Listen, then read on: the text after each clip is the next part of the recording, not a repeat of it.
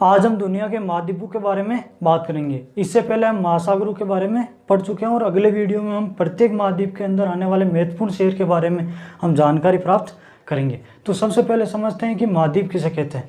तो ऐसा भूभाग जिसके तीन तरफ जल हो उसे हम महाद्वीप कहते हैं, और ऐसा भूभाग जिसके चारों तरफ जल हो उसे हम द्वीप कहते हैं। तो जिसके तीन तरफ जल हो उसे हम महाद्वीप कहते हैं, और जिसके चारों तरफ जल हो उसे हम द्वीप कहते हैं। तो दुनिया में अभी 7 महाद्वीप है: एशिया, अफ्रीका, यूरोप, ऑस्ट्रेलिया, उत्तरी अमेरिका, दक्षिण अमेरिका और अंटार्कटिका। तो एशिया, अफ्रीका, यूरोप, उत्तरी अमेरिका, दक्षिण अमेरिका, ऑस्ट्रेलिया और अंटार्कटिका।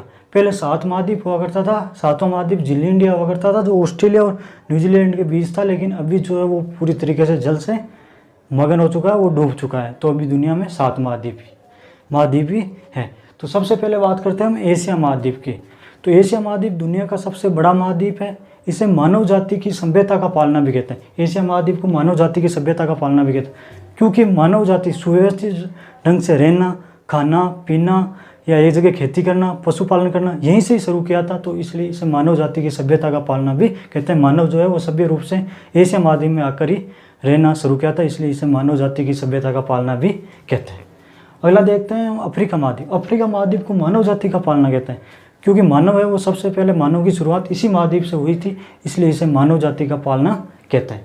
अफ्रीका महाद्वीप को काला व अंध महाद्वीप भी कहते हैं। अफ्रीका महाद्वीप में अधिकतर लोग हैं वो काले होते हैं, इसलिए इसे काला महाद्वीप कहते हैं। और यहाँ पे गरीबी बहुत बड़ी मात्रा में फैली हुई है, इसलिए इसे अंध महाद्वीप भी कहते हैं। अगला हम देखते हैं यूरोप महाद्वीप। जनसंख्या की दृष्टि से ये तीसरा बड़ा महाद्वीप है। जनसंख्या की दृष्टि से यूरोप है वो तीसरा बड़ा महाद्वीप है, जबकि क्षेत्रफल की दृष्टि से देखें तो ये 6वां महाद्वीप 6वें नंबर पर आता है, लेकिन जनसंख्या की दृष्टि से ये तीसरा सबसे बड़ा महाद्वीप है एशिया और अफ्रीका के बाद। अगला देखते हैं हम यूरोप के अंदर एक शहर है इटली, जिसे यूरोप का भारत कहते हैं। इटली को यूरोप का भारत क्यों कहते हैं? क्योंकि वहाँ पे कृषि बड़ी मात्रा में होती है, इसलिए इटली के शहर यूरोप का भारत कहते हैं। इटली के शहर को वो यूरोप महाद्वीप के अंदर ही आता है। फैशन नगरी कहा जाने वाला शहर पेरिस, वो भी यूरोप शहर के अंदर आता है। तो फैशन नगरी कहा जाने वाला शहर पेरिस भी यूरोप महाद्वीप के अंदर आता है। और यूरोप महाद्वीप के अंदर एक महत्वपूर्ण चीज़ है जो आपको याद रखना है, यूरोप महाद्वीप में एक भी रेगिस्तान नहीं है। इंपॉर्टेंट चीज़, यूरोप महाद्वीप के अंदर एक भी रेगिस्तान नहीं है। अगला हम देखते हैं उत्तरी अमेरिका। उत्तरी अमेरिका के अंदर 2 बड़े शहर आते हैं, याद रखना है। 2 बड़े देश आते हैं उत्तरी अमेरिका में, USA और कनाडा। महत्वपूर्ण चीज़ें याद रखना है। अगला आता है दक्षिण अमेरिका। इस महाद्वीप को सांपों व पक्षियों का महाद्वीप भी कहते हैं, क्योंकि यहाँ पे सांप और पक्षी बड़ी मात्रा में पाए जाते हैं, इसलिए दक्षिण अमेरिका महाद्वीप को सांपों व पक्षियों का महाद्वीप भी कहते हैं। जैसे हमारे भी गांव में नहीं होता है, कोई डाणी में ज़्यादा चुगली करने वाले लोग होते हैं, तो हम कहते हैं यार उस डाणी का लोग यदि आपके पास बैठे तो कोई बात मत करियो, वो चुगली कर देगा। या किसी डाणी में हमारे गाँव में चलता है कि इस डाणी के लोग आए तो साइड में हो जाना, उससे नज़र लग जाती है। हम छोटे थे तो हमारे घर वाले कहते थे।